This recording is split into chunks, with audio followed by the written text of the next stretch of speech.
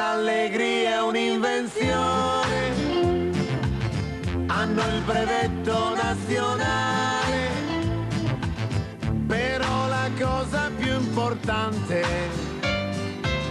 è sempre il gioco del pallone. Una bellissima serata di sport e di solidarietà.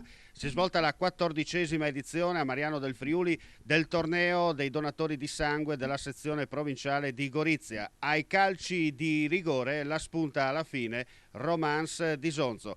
Ospiti d'onore Dino Zoff, marianese doc, e Bruno Pizzul. Alessio Luisa, presidente della sezione donatori di Mariano e Corona. È un grande successo, una grande emozione come nuovo presidente. Io dico sempre grazie a tutti della numerosa partecipazione che c'è stata in questa serata qua. Non resta che dire e ripetere il prossimo anno, no? Speriamo, miglioriamo sempre. Insomma, i grandi personaggi ci sono stati, li abbiamo visti, insomma, contenti. Sì. Maestro? No, mio maestro, non sono maestro nessuno. Io ho fatto presidente per 16 anni, adesso finalmente è venuto un giovane dentro. E suo papà, che è stato un grande donatore, che è titolato il torneo che abbiamo fatto dalla 14ª edizione, per onorare suo papà, che è una grande persona, amico personale e intimo di Dino, e Dino ci onora ogni anno con la sua presenza. Queste sono cose da ricordare.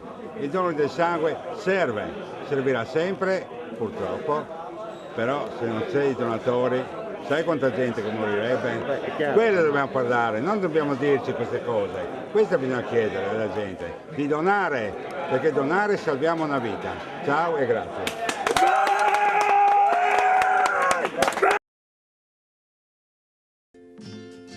Se l'allegria è un'invenzione, hanno il brevetto nazionale, però la cosa più importante